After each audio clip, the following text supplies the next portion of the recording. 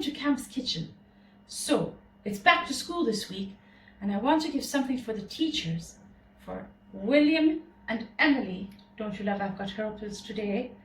They're starting school, and I want to give something to their teachers to say thank you and good luck for the week. I work at a school, so I know there's a lot involved. So, we're going to make some peanut butter and chocolate chip cookies, which are amazing. And I'm going to show you what's at the end, how I make it into a little gift for the teacher. Okay, so first things first, we've got some butter here. I've got my recipe book. This will go on our Instagram page later this week if you want it in detail. But this is 1 cup of butter in room temperature. If you're in Durban, that means that's basically melting. If you're somewhere else in the world, it must be soft, otherwise it's not going to work. So my children, my beautiful Emily and William, they're going to take it now and they're going to beat it and cream it for 2 minutes. Okay, so the butter has been beat, nice and creamy. Now we're going to add 2 different sugars. Emily, do you want to do that, my darling? Chuck it in. There's 2 different sugars in here. I think it's all in, my sweet pea. Oh, don't worry about that, darling. Okay, well, she wants all the sugar.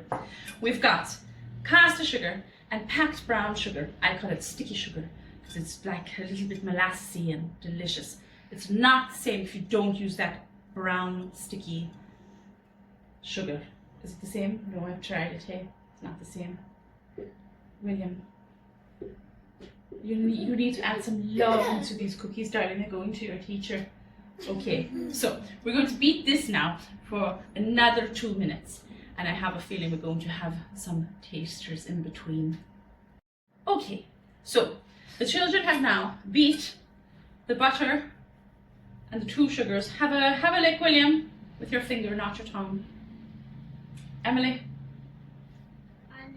I remember as a child, this was my favourite part. Was the butter and the sugar together when I was baking with my mom. Do you want any more? No.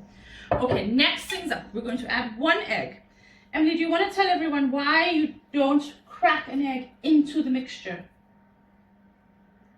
Can I tell them? Are you being a bit shy? All right. The reason you don't just crack an egg into the mixture is what happens if it's not a great egg. Then all the sugar and butter you have to throw away. So you always put it in a dish. Mommy taught you that. Yeah? Alright, darling, let's do this next thing. We're very lucky to have someone named Auntie Claire, who's chosen family. Can I help you, sweet pea?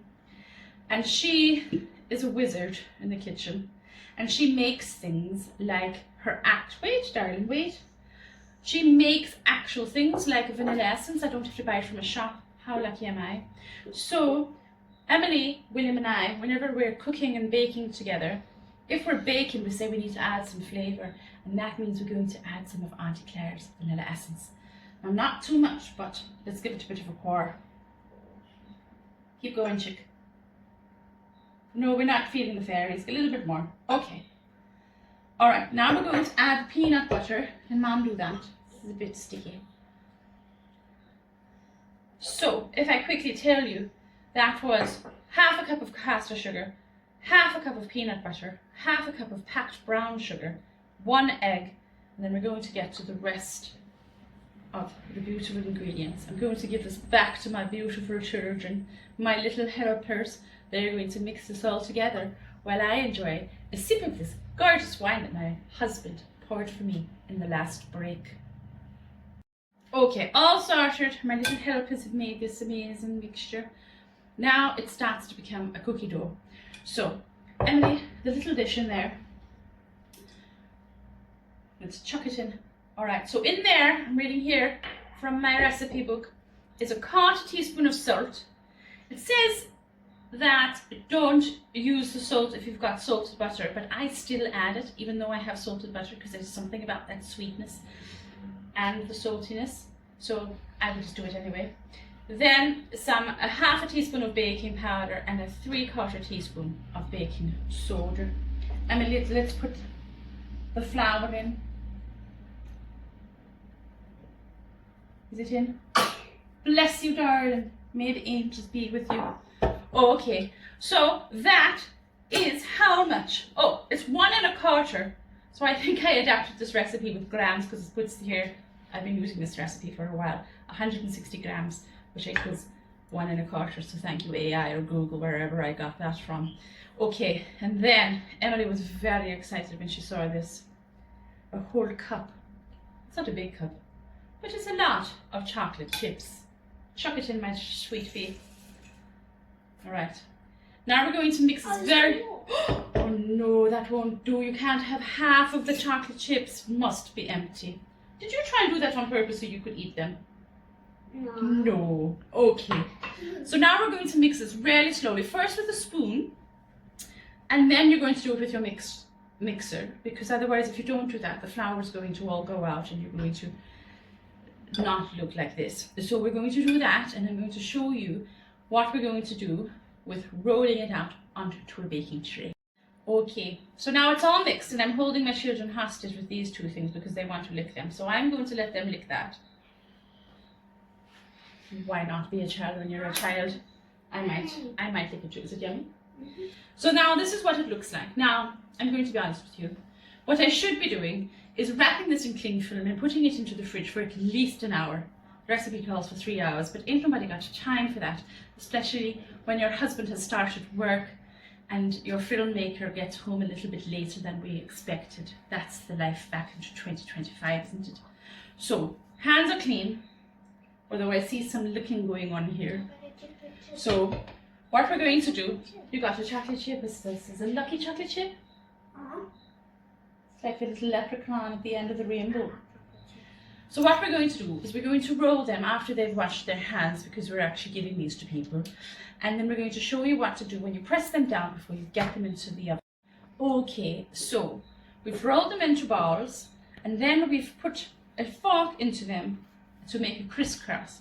If we wanted to make them extra decadent, that they would have needed to go into the fridge for a little bit, we could have dusted some brown sugar onto the fork, and then the brown sugar stays. But we're in a bit of a crunch tonight because tomorrow this one goes to school, grade 3.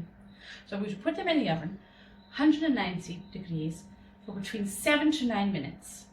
Just watch them closely because they can burn very quickly. So I'm going to do that, and there's going to be some delicious things that come out of my oven.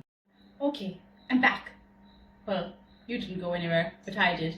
I went and had more wine, and my children are in the shower getting ready, making sure everything's ready for school tomorrow for William.